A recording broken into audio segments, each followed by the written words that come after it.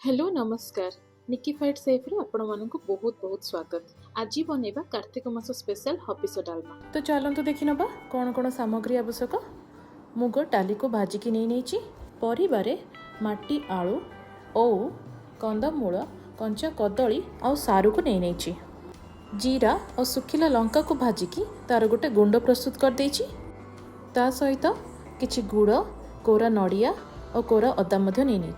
आज आम हबिस डालमा माटी हांडी रे बनेबा, कारण माटी हांडी रे तार किछि अलग ही टेस्ट आस्थाय।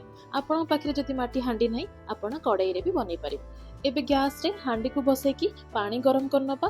पानी भलसे फुटिला परे सेतिरे भजाई रखिथिबा मुग डाली सहित माटी आलू कंदमूल और सारू को ऐड करनबा। सेतिरे स्वाद अनुसार लूण देकी आमे टिके समय ताकू घांटी नबा और ताकू लीड साहाय्य रे बंद करके ताकू सिजिया पई छाडी दबा। लो मीडियम फ्लेम रे 10 मिनिट सिजिला परे आपण मन देखि पारुथिबे बहुत सारा फेण ऊपर को आसी जाइछि। तो डंकी माध्यम रे से फेण गुडी को काढी नबा। जेहेतु आमे हळदी पकौ नाहंती तो फेण ओभार कले डालमाटी कळा देखाई था। एबे सेतिरे कंचा कदली को ऐड करके लीड बंद करके आउ 5 रु 10 मिनिट पर्यंत सिजेई नबा। एबे ओ को ऐड करके आमे भलो भाबे गोळेई दबा।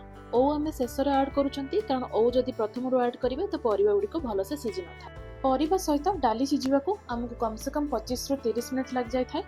तो एबे सब परिबा सिझी गला परे सेतिरे कोरिकी रखिथिबा नड़िया सहित अदा को ऐड करनबा और सेतिरे किछि कंचा लंका को काटिकी मध्ये ऐड कर दबा। विश्वास करंतु कंचा लंका ऐड करबा द्वारा डालमार टेस्ट किछि अधिक ही बढ़ी जाय थाए। आ तापरे शेषरे टिके गुड़ ऐड करके भलसे गोळेई नबा। यूजुअली जो माने कार्तिक पूर्णिमा व्रत करती से डालमा को फुटे न थांती, किंतु जेहेतु आमे घरे बनाउचंती आमे किछि गुआ घिया जीरा और सुखिला लंका को देकी डालमा को फुटे नबा। एबे लीड बंद करके ताकू किछि समय छाडी दबा। 10 रु 15 मिनिट परे लीड ओपन करके सेतिरे भजा लंका गुंड और जीरा को ऐड करके भलो भाबरे गोळेई नबा। एबे हमर रेडी हेई गला हबिस डालमा, जोटा कि बहुत ही डिलीशियस टेस्टी और हेल्दी भी। आपण माने घरे प्रस्तुत करी खांतु। देखा हबो पुनी आ गोटे वीडियो रे पुनी नुवा रेसिपी सहित। सेते पर्यंत bye bye and happy Kartik Purnima समस्तंकु।